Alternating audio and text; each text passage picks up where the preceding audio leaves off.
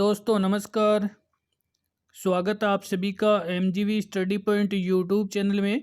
तो दोस्तों आज के हमारे जो क्वेश्चन है ये सामाजिक विज्ञान 6 क्लास के क्वेश्चन है जो रीट सी टेट और अन्य सभी राज्य स्तरीय टेट परीक्षाओं के लिए शिक्षक भर्ती परीक्षाओं के लिए उपयोगी है। तो दोस्तों इससे पहले सामाजिक विज्ञान जो 6 क्लास के ये क्वेश्चन है और ये NCERT based top most question 25 question है। तो इसके दो वीडियो पहले अपलोड हो चुके हैं, अगर आपने नहीं देखा है तो आप ज़रूर प्लेलिस्ट में देख सकते हैं। और अपने चैनल को अभी तक सब्सक्राइब नहीं किया है तो ज़रूर अपने यूट्यूब चैनल को सब्सक्राइब करिए, अपने फ्रेंड्स को भी फॉरवर्ड करते रहिए। और विभिन्न एग्जाम की तैयारी के लिए आप MGV study point YouTube channel पर विजिट कर सकते हैं। तो चलिए बात कर लेते हैं। ये सामाजिक विज्ञान 6 क्लास के मोस्ट इम्पोर्टेंट क्वेश्चन है जो रीड के लिए मोस्ट इम्पोर्टेंट है। अब हम बात कर लेते हैं। क्वेश्चन फर्स्ट आपके सामने स्क्रीन पे है। क्वेश्चन फर्स्ट में अमित्रघात किस मौर्य सम्राट का नाम था? तो यहाँ पे हम बात कर रहे हैं अमित्रघात और ये था बिंदुसार का नाम। अमित्रघात है ये मौर्य सम्राट बिंदुसार का नाम था। और चलते हैं नेक्स्ट क्वेश्चन की ओर। तो नेक्स्ट हमारे पास क्वेश्चन नंबर है सेकंड। क्वेश्चन सेकंड में मगध की राजधानी का क्या नाम था? तो हम बात कर रहे हैं मगध की राजधानी और मगध की राजधानी पाटलिपुत्र थी। मगध की राजधानी पाटलिपुत्र थी। चलते हैं नेक्स्ट क्वेश्चन की ओर। तो नेक्स्ट हमारे पास क्वेश्चन नंबर है 3। क्वेश्चन 3 जो आपके सामने स्क्रीन पे है और अभी तक वीडियो को लाइक नहीं किया, चैनल को सब्सक्राइब नहीं किया है और अपने फ्रेंड्स को फॉरवर्ड नहीं किया तो जरूर करें। क्वेश्चन 3 में चीनी यात्री फाहियान किसके शासनकाल में भारत आया था? तो हम बात कर रहे हैं चीनी यात्री और फाहियान की और ये भारत में आया था चंद्रगुप्त द्वितीय के समय। चंद्रगुप्त द्वितीय के समय चीनी यात्री फाहियान है ये भारत आया था। और चलते हैं अगले क्वेश्चन की ओर। तो आगे हमारे पास क्वेश्चन नंबर है 4। नेक्स्ट क्वेश्चन 4 में अजंता की गुफाएं कौन सी नदी घाटी के पहाड़ को काट करके बनाई गई थी? तो हम बात कर रहे हैं अजंता की गुफा और सबसे पहले बात करेंगे ये अजंता की गुफा है ये महाराष्ट्र के औरंगाबाद जिले में और ये बाघोरा नदी घाटी के पहाड़ को काट करके बनाई गई है। तो अगर आपसे पूछे जाए कि अजंता की गुफाएं कहाँ पे स्थित है तो महाराष्ट्र या औरंगाबाद दोनों में से आपका जो ऑप्शन 1 है वो होगा। लेकिन किस नदी घाटी के पहाड़ को काट करके बनाया गया? तो बाघोरा नदी घाटी के पहाड़ को काट करके बनाया गया है। चलते हैं नेक्स्ट क्वेश्चन की ओर। तो नेक्स्ट हमारे पास क्वेश्चन नंबर है 5। क्वेश्चन 5 में अमरावती का स्तूप कहाँ पर स्थित है? तो बात कर रहे हैं अमरावती स्तूप की और ये है आंध्र प्रदेश में कृष्णा नदी के तट पर। अमरावती स्तूप है ये आंध्र प्रदेश में कृष्णा नदी के तट पर स्थित है। चलते हैं नेक्स्ट क्वेश्चन की बात कर लेते हैं। तो नेक्स्ट हमारे पास क्वेश्चन नंबर है 6। क्वेश्चन 6 में जातक कथाएं किससे संबंधित थी? तो यहाँ पे हम बात कर रहे हैं जातक कथाओं की और ये महात्मा बुद्ध के पूर्व जन्म की कथाएं है। जातक कथाएं वो महात्मा बुद्ध के पूर्व जन्म की कथा से संबंधित है। और चलते हैं बढ़ते हैं अगले क्वेश्चन की ओर। तो वीडियो को लाइक जरूर करिए, चैनल को भी सब्सक्राइब करिए। क्वेश्चन 7 में आर्यभट्ट ग्रंथ की रचना किसने की थी? तो यहाँ पे हम बात कर रहे हैं आर्यभट्टीय ग्रंथ की और ये की थी आर्यभट्ट ने। आर्यभट्टीय ग्रंथ की रचना आर्यभट्ट ने की थी। और चलते हैं अगले क्वेश्चन की ओर। तो आगे हमारे पास क्वेश्चन नंबर है 8। क्वेश्चन 8 चरक ने किस ग्रंथ की रचना की? तो बात कर रहे हैं चरक द्वारा रचित ग्रंथ और ये था चरक संहिता। चरक द्वारा रचित ग्रंथ चरक संहिता। और चलते हैं नेक्स्ट क्वेश्चन की ओर। तो बात कर लेते हैं। तो आगे हमारे पास क्वेश्चन नंबर है 9। क्वेश्चन 9 हर्षवर्धन ने किन ग्रंथों की रचना की? तो बात कर रहे हैं हर्षवर्धन द्वारा रचित ग्रंथों और यहाँ पे हमारा आंसर है रत्नावली नागानंद और प्रियदर्शिका ये हर्षवर्धन द्वारा रचित ग्रंथ है। रत्नावली, नागानंद और प्रियदर्शिका ये सभी हर्षवर्धन द्वारा रचित ग्रंथ है। और नेक्स्ट हमारा क्वेश्चन नंबर है 10। क्वेश्चन 10 में शिल्पाधिकारक की रचना किसने की थी? तो बात कर रहे हैं शिल्पाधिकारम की रचना, और ये इलाग्रे ने की थी। चलते हैं अगले क्वेश्चन की ओर। तो आगे हमारे पास क्वेश्चन नंबर है 11। क्वेश्चन 11 में नाट्य शास्त्र के रचयिता कौन थे? तो यहाँ पे हम बात कर रहे हैं नाट्य शास्त्र के रचयिता, और ये थे भरत मुनि। नाट्य शास्त्र के रचयिता भरत मुनि थे। चलते हैं नेक्स्ट क्वेश्चन की बात करते हैं। तो नेक्स्ट हमारे पास क्वेश्चन नंबर है 12।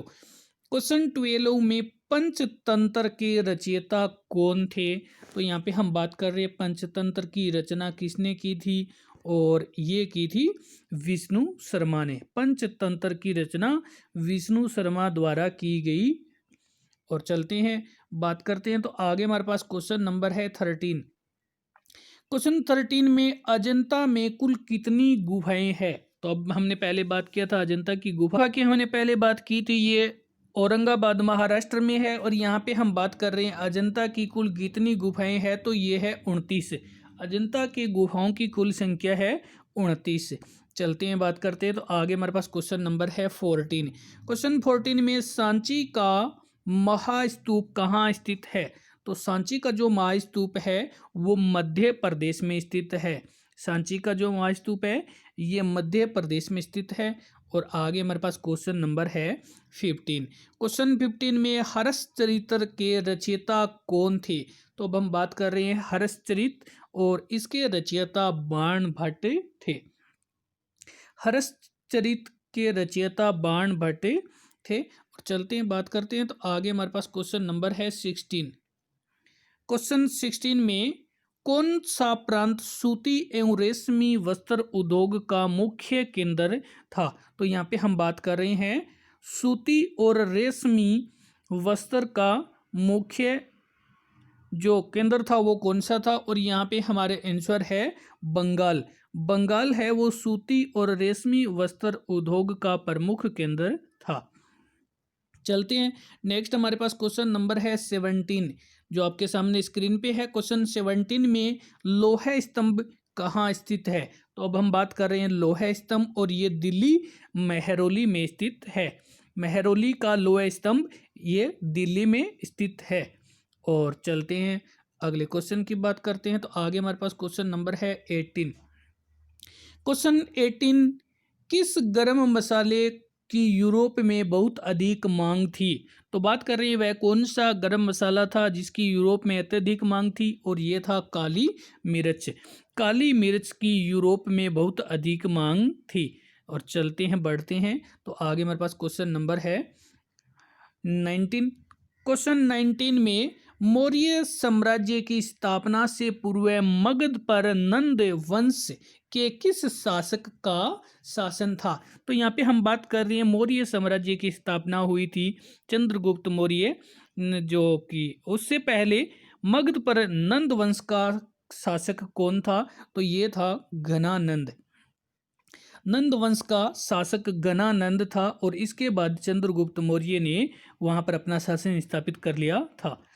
और चलते हैं बात करते हैं। तो आगे हमारे पास क्वेश्चन नंबर है 20। क्वेश्चन 20 चंद्रगुप्त मौर्य ने किसे स्वर्ण बेलगोला में अपना गुरु बनाया एवं तप का मार्ग अपनाया था?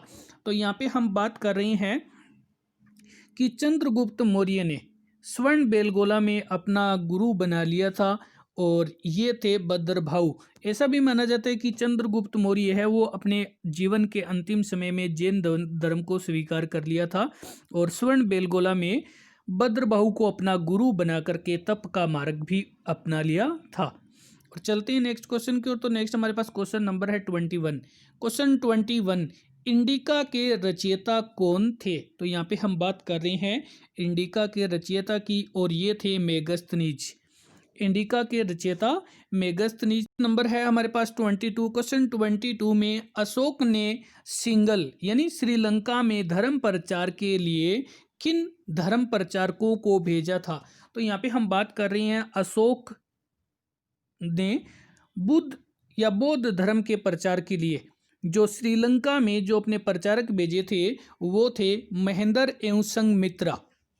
महेंद्र एवं संघमित्रा ये अशोक के पुत्र और पुत्री थे जिन्होंने अशोक ने धर्म के प्रचार के लिए इनको श्रीलंका भेजा था। और चलते हैं अगले क्वेश्चन की ओर, तो बात कर लेते हैं। तो आगे हमारे पास क्वेश्चन नंबर है 23। क्वेश्चन 23 में गुप्त वंश का प्रथम प्रतापी शासक कौन था?